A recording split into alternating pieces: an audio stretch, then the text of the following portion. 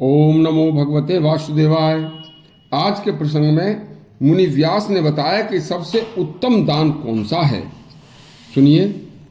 सभी ऋषि मुनि भगवान व्यास से बोले, हे भगवान, हमने आपके श्रीमुख से मृत्यु के बाद सभी लोक परलोक यमलोक यात्रा नरक स्वर्ग का विवरण और किस कर्म के करने से मनुष्य को मृत्यु के बाद किस किस योनि में जन्म मिलता है जानकर बड़ा पूर्ण लाभ प्राप्त किया है। अब आप हमें यह बताने की कृपा करें कि पृथ्वी लोक में सबसे उत्तम दान कौन सा है जिसके करने से मनुष्य सभी पापों से मुक्त होकर परम धाम को जा सकता है, और किस प्रायश्चित से पापों से मुक्ति मिल सकती है। मुनि व्यास बोले, हे मुनिवरों, जो मनुष्य मोहवश अधर्म कर बैठे और फिर उस कार्य को पाप कर्म अधर्म मानकर मन को एकाग्र करके उस पाप को धर्मवादी विद्वान ब्राह्मण के सामने प्रकट कर दे, तो जैसे जैसे वह उस पाप अपराध को पाप मानकर उजागर करेगा, वैसे ही वैसे वह मनुष्य उस पाप जनित अपराध के पाप से मुक्त होता जाएगा।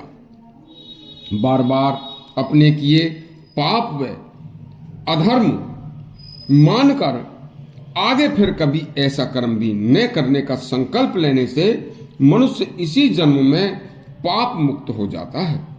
इसके बाद मनुष्य धर्म व न्याय पूर्वक जीवन व भगवान की भक्ति को अपने जीवन का अंग बना ले तो वह उत्तम गति को प्राप्त होता है। अब आपको उत्तम दान का फल बताता हूं, सुनिए। धर्म की इच्छा रखने वाले और इस लोक तथा परलोक में उत्तम सुख प्राप्त करने के लिए मनुष्य को सभी दानों में उत्तम दान अन्न का दान करना जरूरी है, क्योंकि अन्न ही मनुष्य का जीवन है, अन्न ही प्राण है, ऐसा शास्त्रों में आया है। अन्न ही प्राण है, उसी से जीव जंतुओं की उत्पत्ति होती है। हे मुनियों, अन्न में संपूर्ण लोक प्रतिष्ठित हैं। देवता ऋषि पितर और मनुष्य अन्न की प्रशंसा करते हैं।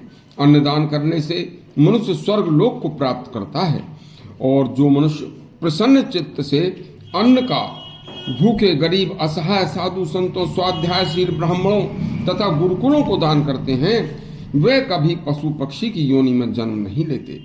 यदि ऐसा कोई पापी व्यक्ति अपने जीवन काल में 10,000 गरीबों को और गरीब ब्राह्मणों को तथा असहाय मनुष्यों को भोजन करा दे तो वह पाप मुक्त हो जाता है। वेदों का अध्ययन करने वाला ब्राह्मण जो भिक्षा से अन्न लाता है, तो उस भिक्षा में से भी लाए हुए अन्न से यदि वह स्वाध्यायशील ब्राह्मण या तपस्वी सन्यासी को अन्न का दान कर दे तो वह भी संसार में सुख संपत्ति का भागी बन जाता है। वैसे वह किसान परिश्रम से अपनी खेती से पैदा अन्न में से कुछ अन्न का कुछ अंश राजा को और कुछ अंश गरीब ब्राह्मण को यदि दान करता है तो वह सभी पापों से छूट जाता है। दानवेत्ता पुरुषों के जो मार्ग बताए हैं वह मार्ग अन्नदाताओं का मार्ग है, उन्हीं से सनातन धर्म है। मनुष्य को सभी अवस्थाओं में अन्न का दान अवश्य करना चाहिए। प्रसन्नता से अन्नदान करने से परम गति की प्राप्ति होती है। इस लोक में अन्नदानी की सभी कामनाएं पूर्ण हो जाती हैं तथा मृत्यु के बाद सुख का भागी होता है। जो मनुष्य वेद न्याय धर्म और इतिहास के ज्ञाता ऐसे 100 विद्वानों के प्रतिदिन भोजन करा दे तो वह नरक का मुंह नहीं देखता। इस प्रकार पुण्य कर्म से पुण्य अन्नदाता मनुष्य यश कीर्ति रूप सुंदर निरोगी काया और धन को प्राप्त करता है। इस प्रकार मैंने तुम्हें अन्नदान का महाफल बताया। यह सभी धर्मों और दानों में मूल है और श्रेष्ठ है। कल आपको कलयुग में अनेक पैदा होने वाले धर्मों से होने वाली हानि की कथा सुनाएंगे। हमारा चैनल सब्सक्राइब करें और घंटी दबाएं। धन्यवाद।